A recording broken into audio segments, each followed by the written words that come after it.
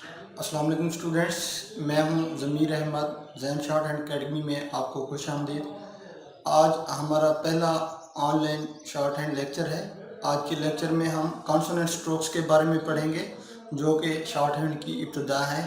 तो आज के लेक्चर की तरफ जाने से पहले आपसे गुजारिश है, अगर आपने इस यूट्यूब चैनल को सब्सक्राइब नहीं किया तो इस चैनल को सब्सक्राइब कर लें और उसके साथ बेल आइकन को प्रेस कर दें। तो आइए चलते हैं आज के लेक्चर की तरफ।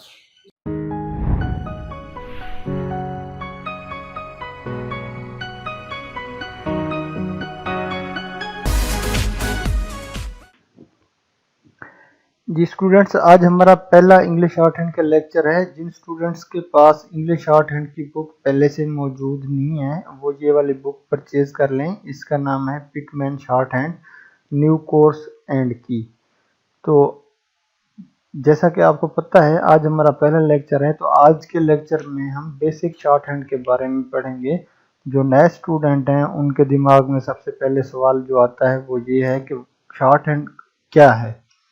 तो शॉर्ट हैंड तेज़ रफ्तारी से लिखने का एक मेथड है जिसमें हम अलामात की मदद से अल्फाज लिखते हैं। शॉर्ट हैंड इंग्लिश की तरह है लेकिन इसमें हम तेज़ रफ्तारी से लिखते हैं।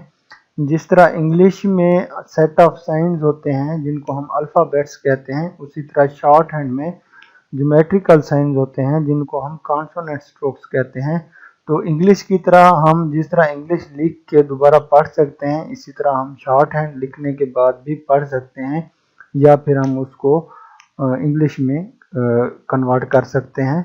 तो क्योंकि आज हमारा पहला लेक्चर है तो आपने जहन में जो चीज़ रखनी है वो ये है कि जिस तरह हम कोई नई ज़ुबान सीखते हैं तो उसमें हम सबसे पहले मुंह से निकलने वाली आवाज़ को मुख्तलिफ अलामात में तब्दील करते हैं। फिर उन अलामात को आपस में मिला के हम अल्फाज बनाते हैं। फिर हमें पता चलता है कि इन अलामात से जो अल्फाज लिखा गया है उसका मतलब क्या है। तो इंग्लिश में भी इंग्लिश शॉर्ट हैंड में भी हम इसी तरह पढ़ेंगे।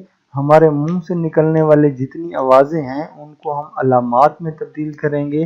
तो हमारे पास शॉर्ट हैंड में सबसे पहले कॉन्सोनेंट स्ट्रोक्स हैं, इनकी तादाद 26 है। तो कॉन्सोनेंट स्ट्रोक्स की अपनी आवाज़ें हैं, इन आवाज़ों को हम समझेंगे, इनकी अलामात को हम समझेंगे। उसके बाद हम वावल्स पढ़ेंगे, वावल्स की तादाद 12 है और इन वावल्स की भी आवाज़ें हैं, उनको भी हम अलामतों से ज़ाहिर करते हैं, उसको समझेंगे। उसके बाद हम डिफ्थांग्स पढ़ेंगे, डिफ्थांग्स पढ़ने के बाद हम ट्राइफोन्स पढ़ेंगे। तो आज के लेक्चर में हम कॉन्सोनेंट स्ट्रोक्स के बारे में पढ़ेंगे। तो इंग्लिश शॉर्ट हैंड में कॉन्सोनेंट स्ट्रोक्स की मदद से हम अल्फाज बनाते हैं। तो इन कॉन्सोनेंट स्ट्रोक्स की तादाद इंग्लिश शॉर्ट हैंड में 26 है और इन कॉन्सोनेंट स्ट्रोक्स को हमने 3 हिस्सों में तकसीम किया हुआ है। पहले सेट में 8 कॉन्सोनेंट्स की तादाद है, दूसरे सेट में भी कॉन्सोनेंट्स की तादाद 8 है और तीसरे सेट में कॉन्सोनेंट्स की तादाद हमारे पास 10 है। तो इन कॉन्सोनेंट्स को पढ़ने से पहले हम सर्कल में कॉन्सोनेंट्स को समझने की कोशिश करेंगे। तो कॉन्सोनेंट स्ट्रोक्स को हम सर्कल की मदद से जाहिर करेंगे और इसके अंदर हमारे पास सारी अलामात मौजूद हैं। तो आपके जहन में ये आ जाए कि इन कॉन्सोनेंट्स की अलामात क्या हैं, इसलिए हमने इस सर्कल को यूज़ किया है और इस सर्कल की मदद से हम कॉन्सोनेंट्स की अलामात को समझने की कोशिश करेंगे। अच्छा देखते हैं, सर्कल के अंदर ये वाली जो साइन है इसको हम पी और बी कॉन्सोनेंट के लिए इस्तेमाल करेंगे। उसके बाद यहाँ से लेके यहाँ तक जो अलामत है उसको हम जे और जे कॉन्सोनेंट के लिए इस्तेमाल करेंगे। उसके बाद सर्कल के अंदर ये वाली जो लाइन है यहाँ तक, इसको हम के और गे के लिए इस्तेमाल करेंगे। उसके बाद यहाँ से लेके जो यहाँ तक लाइन है इसको एफ और वी के लिए इस्तेमाल करेंगे। उसके बाद यहाँ से लेके यहाँ तक, ये इस लाइन तक, ये जो सर्कल है इसको हम इथ और दी के लिए इस्तेमाल करेंगे। फिर यहाँ से लेके यहाँ तक जो सर्कल का हिस्सा है इसको एस और जी के लिए इस्तेमाल करेंगे। उसके बाद इश और जही कॉन्सोनेंट है, इश और जही कॉन्सोनेंट को हम यहाँ से लाकर यहाँ तक ये जो सर्कल बनता है इस तरह की अलामत लिखेंगे, इस तरह की अलामत से इश और जही को जाहिर करेंगे। उसके बाद हमारे पास एम कॉन्सोनेंट है, एम कॉन्सोनेंट को हम यहाँ से लेके यहाँ तक पढ़ेंगे तो ये हमारे पास एम की अलामत है, उसके बाद एन और इन की अलामत है, इसी तरह बाकी कॉन्सोनेंट है। तो ये हमने ओवरव्यू दिया है कि हमारे पास कॉन्सोनेंट स्ट्रोक्स की अलामत किस तरह की होंगी। तो इस सर्कल के अंदर हमारे तमाम कॉन्सोनेंट्स की हमारे पास अलामत बनती हैं, उनको हम पढ़ेंगे। अब हम वन बाई वन तमाम अलामत को पढ़ने की कोशिश करेंगे। तो पहले सेट में जो हमारे पास 8 कॉन्सोनेंट्स हैं, आपने उसमें ये समझना है कि इनकी अलामत क्या है, इनकी डायरेक्शन क्या है, इनका साइज क्या है, हमने इनकी आउटलाइन किस तरह बनानी है। सबसे पहले तो हम इन आवाज़ों को मुंह से निकालेंगे और देखेंगे कि ये किस तरह की आवाज़ें हैं। तो हमारे पास सबसे पहले पी कॉन्सोनेंट है। जिस तरह अल्फ़ाबेट्स में हमारे पास ए अल्फ़ाबेट है, उसी तरह शॉर्ट हैंड में हमारे पास सबसे पहला जो कॉन्सोनेंट है वो पी कॉन्सोनेंट है, उसके बाद बी कॉन्सोनेंट है, उसके बाद टी कॉन्सोनेंट है, उसके बाद डी कॉन्सोनेंट है, उसके बाद चे कॉन्सोनेंट है, उसके बाद जे कॉन्सोनेंट है, उसके बाद के कॉन्सोनेंट है, उसके बाद गे कॉन्सोनेंट है। आपने सबसे पहले तो इनकी आवाज़ें मुंह से निकालनी है। उसके बाद आपने आपके पास जो रजिस्टर मौजूद है उसकी ऊपर लाइन में आपने ये लिख लेने हैं थोड़े थोड़े वक्त से पी बी टी डी चे जे के और गे। तो अब मैं आपको बताता हूँ कि इनकी आउटलाइन किस तरह बनानी है, इनका साइज क्या होगा और इनकी डायरेक्शन क्या होगी। तो इनको समझने के लिए आप यूं समझ लें कि हमारे पास रजिस्टर की दो लाइनों के बीच जो वक्फा है उसको हमने 4 हिस्सों में तकसीम कर लेना है। तो हमारे पास जो 3 हिस्से हैं, हमने 3 हिस्से पे इन अलामत को लिखना है जितने भी कॉन्सोनेंट्स हैं। तो P हमारे पास क्या है, P हमारे पास स्लैश है जो हम लेफ्ट से राइट की तरफ 90 के जाविये पे लिखते हैं। जैसा कि मैं आपको लिख के दिखा रहा हूँ, तो माउस की मदद से लिख रहा हूँ, यहाँ पे थोड़ा सा क्लियर नहीं होगा तो आपने बिल्कुल कलम की मदद से तिरछी लाइन लिखनी है 90 के जाविये पे। लाइट लिखेंगे तो हमारे पास P होगा, अगर इसी को हैवी करके लिखेंगे तो ये हमारे पास B होगा।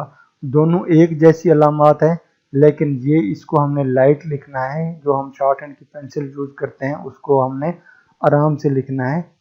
तो जब हम बी लिखेंगे तो उस कलम पे थोड़ा सा वजन देंगे तो हमारा बी लिखा जाएगा। उसके बाद हमारे पास टी कॉन्सोनेंट है। टी कॉन्सोनेंट का साइज भी 3 हिस्सों पे है, दो लाइनों के बीच में, लेकिन इसमें हमने स्ट्रेट लाइन लिखनी है। तो जैसा कि ये वाली लाइन लिखी हुई है, इस तरह की लाइन लिखनी है, स्ट्रेट 180 के जाविये पे ऊपर से नीचे की तरफ लिखनी है, तो टी है।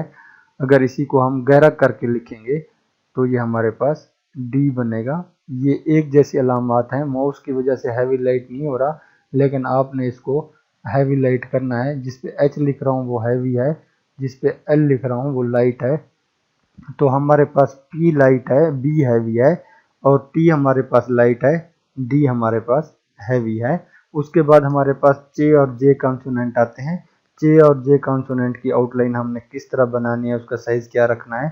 तो आप ये देखें कि हमने ऊपर से नीचे की तरफ तिरछी लाइन लिखनी है, लाइट राइट से लेफ्ट की तरफ। तो लाइट जो होगी वो हमारे पास चे कॉन्सोनेंट होगा। अगर इसी कॉन्सोनेंट को हम थोड़ा सा गहरा करके लिखेंगे तो ये हमारे पास जे कॉन्सोनेंट होगा, लेकिन ये हैवी होगा, लाइट ये होगा। उसके बाद हमारे पास के और गे कॉन्सोनेंट आते हैं। तो के और गे कॉन्सोनेंट हमने किस तरह लिखने हैं, हमने लाइन के बराबर हॉरिजॉन्टल लाइन लिखनी है। इनका साइज उतना ही होगा जितना चे जे बाकी कॉन्सोनेंट्स का लिखा है, लेकिन ये लाइन के बराबर होगा और ये हॉरिजॉन्टल कॉन्सोनेंट है और ये हमारे पास लाइट है। इसी को अगर गहरा करके लिखेंगे तो ये हमारे पास गे बनेगा और ये हैवी कॉन्सोनेंट हम इसको कहते हैं। तो इस तरह की अलामत है। अब हम one by one in consonants की डायरेक्शन को देखेंगे ताकि आपके जहन में कोई कंफ्यूजन ना रह जाए। तो सबसे पहले जो हमारे पहले सेट में दो अलामत हैं वो पी और बी अलामत है। पी और बी की अलामत हैं, इनको हम 3 हिस्सों पे लिखेंगे जैसा कि मैंने पहले आपको बताया है। ये स्लैश है, 90 के जाविये पे हमने लिखनी है ऊपर से नीचे की तरफ, और ये हमारे पास लाइट है, इसको हमने लेफ्ट से राइट की तरफ लेके आए हैं 90 के जाविये पे। और बी हमारे पास हैवी है, ये भी उसी तरह की अलामत है, सेम डायरेक्शन सेम साइज है, लेकिन ये हमारे पास हैवी है। उसके बाद हमारे पास जो अगले दो कॉन्सोनेंट्स हैं वो टी और डी हैं। जिस तरह हमने पहले पढ़ा है कि इसको हम ऊपर से नीचे की तरफ लिखेंगे। ये भी दो लाइनों के बीच तीन हिस्सों पर लिखा जाएगा। लाइट लिखेंगे तो वो हमारे पास टी होगा। माउस की मदद से थोड़ा सा ये मसला हो रहा है, आपने बिल्कुल इसको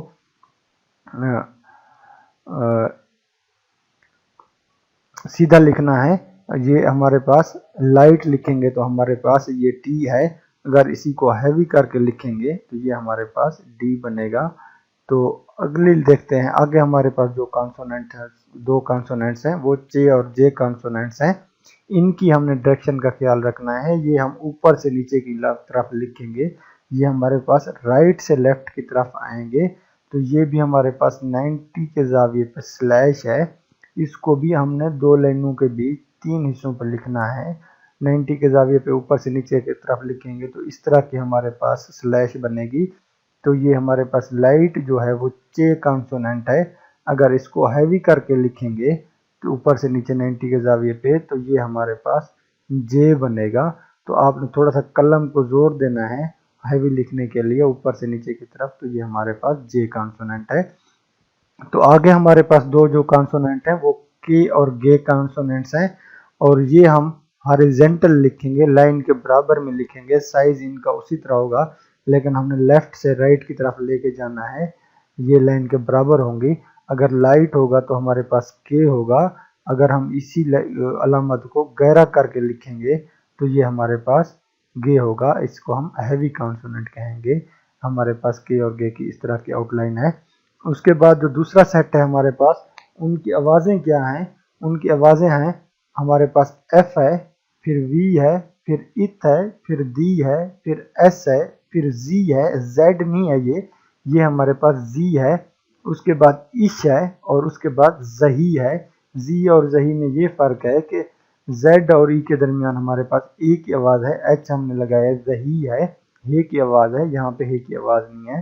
तो ये एफ है जो हम अंग्रेजी में इस्तेमाल करते हैं, ये वी है जो हम अंग्रेजी में इस्तेमाल करते हैं, लेकिन ये इथ है, आई टी एच इथ। उसके बाद ये दी है, दा नहीं है, ये दी है, टी एच दी। उसके बाद एस कॉन्सोनेंट है, उसके बाद जी कॉन्सोनेंट है, उसके बाद इश कॉन्सोनेंट है और फिर जही कॉन्सोनेंट्स है। तो इनकी अलामत किस तरह की हैं? हमने पहले सेट में सबसे पहले पी कॉन्सोनेंट पढ़ा था। वो तिरछी लाइन थी, 90 के जाविये पे स्ट्रेट लाइन थी। लेकिन अगर हम उसको थोड़ा सा कर्व दे के लिखेंगे तो ये हमारे पास एफ कॉन्सोनेंट बनेगा। और ये भी दो लाइनों के बीच तीन हिस्सों पे है और हम इसको कर्व कॉन्सोनेंट कहते हैं।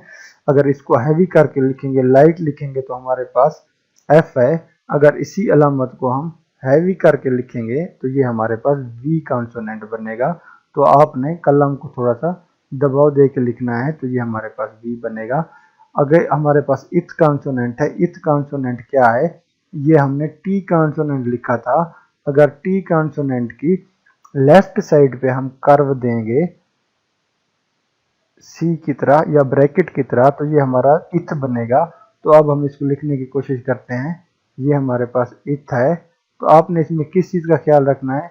इस चीज़ का ख्याल रखना है कि ऊपर और नीचे वाली लाइन बराबर हो आपस में, ये आगे ना निकल जाए या ये आगे ना निकल जाए, आपस में बराबर हों। जिस तरह हम सी लिखते हैं या ब्रैकेट स्टार्ट करते हैं तो उसी तरह हमने इथ कॉन्सोनेंट लिखना है। तो ये हमारे पास इथ कॉन्सोनेंट बनेगा। ये माउस की वजह से थोड़ा सा सही नहीं बन रहा, तो आप लोगों ने बिल्कुल सही लिखना है सी की तरह। तो ये हमारे पास इथ कॉन्सोनेंट है। अगर इसी को हम हैवी करके लिखेंगे तो ये हमारे पास जी कॉन्सोनेंट बनेगा, इथ दी कॉन्सोनेंट बनेगा। लाइट हमारे पास इथ कॉन्सोनेंट है, हैवी हमारे पास दी कॉन्सोनेंट है। उसके बाद हमारे पास इश कॉन्सोनेंट आता है। इश कॉन्सोनेंट कैसे है? जैसे हमने चे लिखा था ऊपर से नीचे, तो चे को अगर हम कर्व दे के लिखेंगे लेफ्ट साइड पे तो ये हमारे पास इश कॉन्सोनेंट बनेगा। ये भी तीन लाइनों पे, दो लाइनों के बीच तीन हिस्सों पे लिखना है। अगर इसको हैवी करके लिखेंगे तो ये हमारे पास जही कॉन्सोनेंट होगा। अब हम इनको वन बाय वन समझने की कोशिश करते हैं। एफ हमारे पास लाइट कॉन्सोनेंट है। ऊपर से नीचे लिखेंगे, दो लाइनों के बीच कर्व दे के लिखेंगे। जिस तरह हमने पी स्ट्रेट लिखा था, लेकिन हमने एफ में थोड़ा सा कर्व देना है तो ये हमारा पास एफ बनेगा। उसके बाद हमारे पास बी कॉन्सोनेंट है। अगर एफ कॉन्सोनेंट को हैवी करके लिखेंगे तो ये हमारे पास वी बनेगा। उसके बाद हमारे पास इथ कॉन्सोनेंट है, ब्रैकेट लिखेंगे दो लाइनों के बीच तीन हिस्सों पे सी की तरह, तो ये हमारे पास इथ कॉन्सोनेंट होगा। ऊपर और नीचे वाली लाइन बराबर रहेंगे। लाइट हमारे पास इथ है, और अगर हैवी लिखेंगे तो वो हमारे पास दी बनेगा। ये देखें उसी तरह है जिस तरह ब्रैकेट स्टार्ट करते हैं या सी लिखते हैं, तो इसको थोड़ा सा हमने गहरा करके लिखना है। तो ये हमारे पास दी है, ये हमारे पास हैवी है, इसके बात का ख्याल रखना है आपने। एफ इथ हमारे पास लाइट था, डी हमारे पास हैवी है। उसके बाद हमारे पास एस है, एस उल्टी ब्रैकेट है। हमने टी को सीधा जिस तरह लिखा था उसके अगर लेफ्ट साइड पे हम कर्व देंगे तो ये हमारे पास एस कॉन्सोनेंट लिखा जाएगा। अगर लाइट होगा तो ये हमारे पास एस कॉन्सोनेंट होगा। जो अगर हम इसको गहरा करके कलम को लिखेंगे तो ये हमारे पास जी कॉन्सोनेंट होगा। जैसे ये है, ये हमारे पास जी कॉन्सोनेंट है। एस कॉन्सोनेंट हमारे पास लाइट था, जी कॉन्सोनेंट हमारे पास हैवी है। उसके बाद हमारे पास इश कॉन्सोनेंट आता है। इश कॉन्सोनेंट से जैसे हमने चे कॉन्सोनेंट लिखा था, उसकी लेफ्ट साइड पे अगर हम कर्व देंगे थोड़ा सा इस तरह लिखेंगे तो ये हमारे पास इश होगा, लाइट कॉन्सोनेंट। अगर इसी कॉन्सोनेंट को हम थोड़ा सा गहरा करके लिखेंगे तो ये हमारे पास जही कॉन्सोनेंट होगा। तो ये हमारे पास हैवी है, हमने इसको थोड़ा सा गहरा करके लिखना है। तो उसके बाद हमारे पास तीसरा सेट है। तीसरे सेट में हमारे पास 10 कॉन्सोनेंट्स हैं। तो उनकी आवाज़ें क्या हैं, आवाज़ों को देखते हैं। ये हमारे पास एम है जो हम अंग्रेजी में यूज़ करते हैं, ये हमारे पास एन है, ये भी हम अंग्रेजी में इसी तरह यूज़ करते हैं। उसके बाद इंग है, आई एन जी, इंग कॉन्सोनेंट है। उसके बाद एल कॉन्सोनेंट है। उसके बाद आर कॉन्सोनेंट है। उसके बाद रे कॉन्सोनेंट है। फिर वे कॉन्सोनेंट है। फिर ये कॉन्सोनेंट है। उसके बाद हे अपवर्ड कॉन्सोनेंट है और हे डाउनवर्ड कॉन्सोनेंट है। तो इनकी आवाज़ें आपने इसी तरह निकालनी है, और रजिस्टर के फर्स्ट लाइन में, पेज की फर्स्ट लाइन में आपने ये अलामात लिख लेनी है अंग्रेजी में। उसके बाद फिर आपने शॉर्ट हैंड वाली अलामात लिखनी है। जिस तरह हमने के लिखा था, के हमने स्ट्रेट लिखा था, अगर हम इसको ऊपर की तरफ कर्व देंगे तो ये हमारे पास एम बनेगा। तो एम की अलामत हमारे पास लाइन के बराबर बनेगी, लेकिन हम उसको ऊपर की तरफ कर्व देंगे तो ये हमारे पास एन है। अगर हम इसको अंदर की तरफ कर्व देंगे तो ये हमारे पास एन बनेगा। ये हमारे पास लाइट है और ये भी हमारे पास लाइट है। अगर इस एन को हैवी करके लिखेंगे तो ये हमारे पास इंग कॉन्सोनेंट बनेगा। इसमें आप ये ख्याल रखना है कि ये इंग जो है ये हैवी है, एन है जो लाइट है। उसके बाद हमारे पास एल कॉन्सोनेंट है। एल कॉन्सोनेंट को हमने नीचे से ऊपर की तरफ लेके जाना है, और यहाँ तक हमने लाइन के 3 हिस्सों तक लेके जाना है। तो ये हमारे पास एल है, जहाँ ये ख़त्म हो रहा है हमने वहाँ से शुरू करके नीचे की तरफ ले आना है। ये हमारे पास आर है। आप यूँ समझ लें कि सेमी सर्कल है, सेमी सर्कल हमने लिख लेना है आधा सर्कल। अगर उसके सेंटर में हम इसको काट दें तो जो पहला हिस्सा होगा वो एल कॉन्सोनेंट है और ये लाइट है, एल कॉन्सोनेंट। और उसके बाद जो दूसरा हिस्सा है वो आर है और ये भी हमारे पास लाइट है, हम इसको आर कहते हैं, ए आर ई आर। उसके बाद हमारे पास रे कॉन्सोनेंट है। रे कॉन्सोनेंट की आउटलाइन हमने कैसे बनानी है, हमने तिरछी लाइन बनानी है नीचे से ऊपर की तरफ, और ये हमारे पास 30 के जाविये पे होगी, नीचे से ऊपर की तरफ होगी, और ये हमारी सेंटर तक जाएगी। इसका साइज उतना ही रहेगा लेकिन ये सेंटर तक जाएगी, और हमने 30 के जाविये पे लिखना है और नीचे से ऊपर की तरफ लिखना है। चे में हमने क्या किया था, हमने ऊपर से नीचे की तरफ 45 के जाविये पे लेके आए थे, तो ये हमारे पास चे बना था। लेकिन रे जो है ये चे की तरह है, लेकिन ये हमने नीचे से ऊपर की तरफ लिखना है और इसको 30 के जाविये पे लिखना है। उसके बाद हमारे पास वे कॉन्सोनेंट है। वे कॉन्सोनेंट में हमने किस तरह लिखना है, इसी रे कॉन्सोनेंट के शुरू में हमने थोड़ा सा हुक देना है और इसको भी 30 के जाविये पे ऊपर लेके जाना है। तो ये हमारा वे कॉन्सोनेंट बनेगा। ये भी लाइट है और ये भी लाइट है। और उसके बाद है हमारे पास ये कॉन्सोनेंट। ये कॉन्सोनेंट में हमने अंदर की तरफ हुक बनाना है और 30 के जाविये पे ऊपर लेके जाना है, तो ये हमारे पास ये बनेगा। उसके बाद हे अपवर्ड है, हे अपवर्ड के स्टार्ट में हम सर्कल बनाएंगे थोड़ा सा और इसको भी 30 के जाविये पे ऊपर लेके जाएंगे, तो ये हमारे पास हे अपवर्ड होगा। अगर ऊपर से थोड़ा सा सर्कल लेके लाइन के सेंटर से हम नीचे लेके आएंगे, साइज इसका भी बाकी कॉन्सोनेंट जितना होगा, लेकिन ये हमने ऊपर से नीचे की तरफ ले आए हैं। ये हमारे पास हे डाउनवर्ड है। अब हम इनको वन बाय वन समझने की कोशिश करते हैं। सबसे पहले हमारे पास तीसरे सेट में एम कॉन्सोनेंट है। एम कॉन्सोनेंट हमने किस तरह लिखना है, जैसे हमने के कॉन्सोनेंट लिखा था, इसके ऊपर की तरफ हम कर्व देंगे, तो ये हमारे पास एम कॉन्सोनेंट है। आपने के गे जितना साइज रखना है, लेकिन ऊपर की तरफ कर्व देना है। ये हमारे पास लाइट कॉन्सोनेंट है। उसके बाद हमारे पास एन कॉन्सोनेंट है।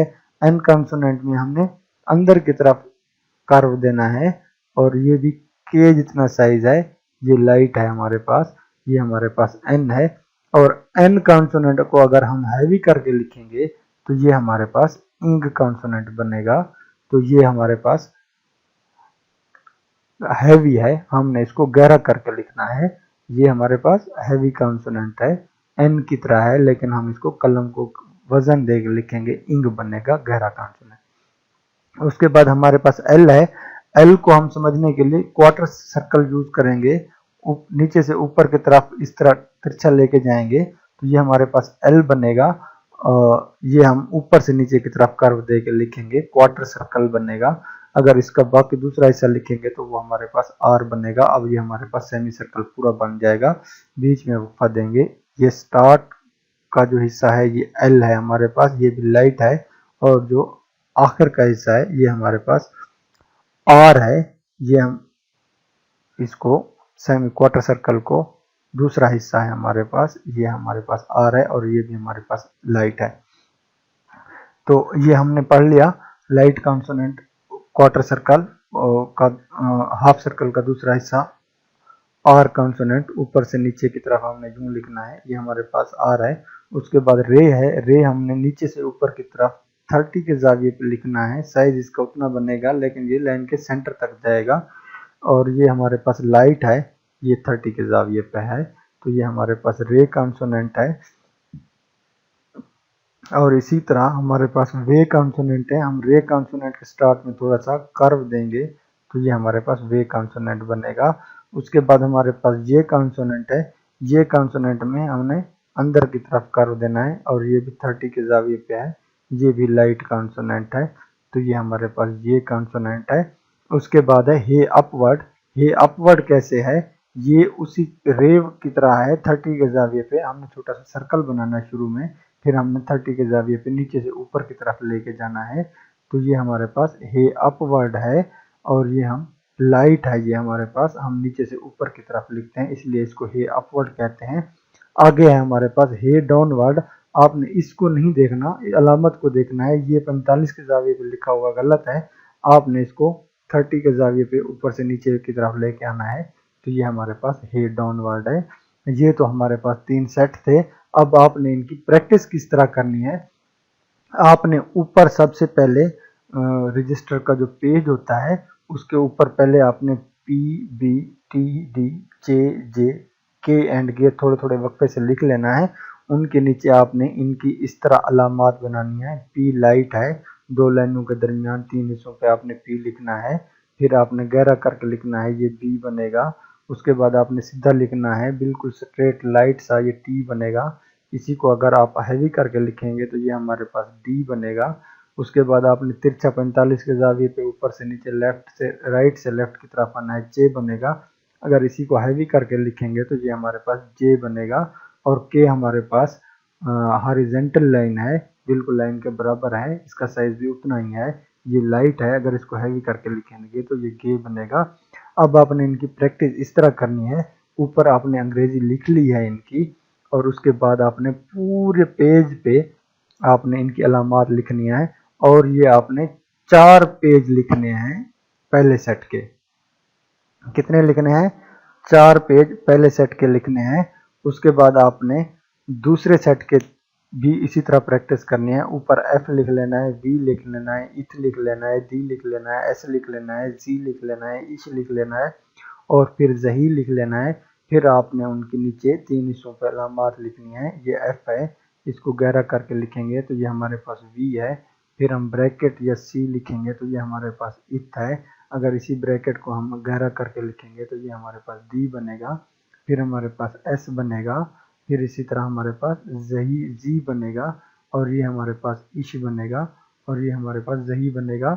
और इसके भी आपने ऊपर से अंग्रेजी लिख लेनी है पहली लाइन पे और उसके नीचे पूरे पेज पे इस तरह अलामात लिखनी है। और इसके भी आपने 4 पेजेस लिखने हैं, उनकी प्रैक्टिस घर में करनी है। तो उसके बाद हमारे पास तीसरा सेट है। तीसरे सेट में भी आपने उसी तरह एम, एन, इंग, एल, आर, रे, वे, ये, हे अपवर्ड और हे डाउनवर्ड रजिस्टर के ऊपर वाली लाइन पर लिख लेनी है।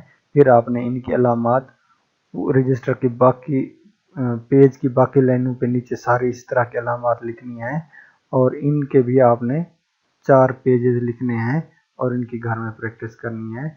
और ये इस तरह के अलामात आपने प्रैक्टिस करनी है। बार बार आपको बता रहा हूँ, आपने साइज का ख्याल रखना है, डायरेक्शन का ख्याल रखना है। जिस तरह आपको बताया जा रहा है आपने इसको 30 के जाविये पर लिखना है और इसको हुक दे के वे लिखना है। ये हमारे पास रे है, वे है और ये हमारे पास ये है, ये अपवर्ड है और ये हमारे पास ये डाउनवर्ड है। तो इस तरह आपने प्रैक्टिस करनी है। 4-4 पेज इनके सेपरेट लिख लेने हैं।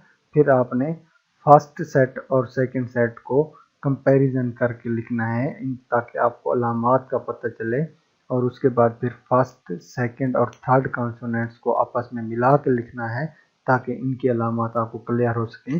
तो ये हमारा पहला लेक्चर था। इस लेक्चर में हमने कॉन्सोनेंट स्ट्रोक्स की आवाज़ें मुंह से निकालनी है, उनकी अलामात लिखनी है, फिर जिस तरह बताया गया आपको आपने प्रैक्टिस करनी है। तो मैं उम्मीद करता हूँ आपको अलामात को समझाने में मैंने पूरी कोशिश की है और उम्मीद करता हूँ आपको समझ आई होगी। आपने इस तरह प्रैक्टिस करनी है। तो प्रैक्टिस करने के बाद आपने इनकी काउंटिंग भी ABCD की तरह याद करनी है तसलसल से। हमारे पास P, B, T, D, J, J, K, G, F, V, इथ, D, S, Z, इश, जही, M, N, इंग, L, R, रे, वे, ये, हे अपवर्ड, हे डाउनवर्ड। तो ये हमारे पास 26 कॉन्सोनेंट्स थे। एक तो आपको इनकी फिगर काउंटिंग के हिसाब से जिस तरह हमने तरतीब से पढ़े हैं इसी तरह आपने पढ़ के ज़हन में याद करना है। उसके बाद आपने इनकी अलामात याद करनी है। तो ये था हमारा आज का लेक्चर और अगले लेक्चर में हमने इंशाल्लाह दूसरे लेक्चर में हम जैनिंग ऑफ कॉन्सोनेंट्स पढ़ेंगे और उसके बाद फिर वावल्स के बारे में पढ़ेंगे कि वावल्स क्या हैं, उनकी अलामात क्या हैं, उनकी आवाज़ें क्या हैं। तो इंशाल्लाह मैं उम्मीद करता हूँ कि आपको ये लेक्चर पसंद आया होगा, आपको ये लेक्चर समझ आया होगा। अगर आपको ये लेक्चर समझ आया है और अगर आपने दूसरा लेक्चर में शामिल होना है तो इस चैनल को सब्सक्राइब कर दें और साथ में बेल आइकन को प्रेस कर दें ताकि अगले लेक्चर की वीडियो का आपको पता चल सके। जब वो अपलोड होगी तो आपको नोटिफिकेशन आ जाएगा। तो अगर आपको आज के लेक्चर के हवाले से कुछ सवाल पूछने हैं या कोई आपके दिमाग में कोई इशू है तो आप इसी वीडियो के नीचे कमेंट करके बता देंगे, मैं कोशिश करूंगा उनका जवाब आपको दूंगा। तो आज का लेक्चर यहाँ पे ख़त्म होता है। मुझे दें इजाज़त। अल्लाह हाफिज़।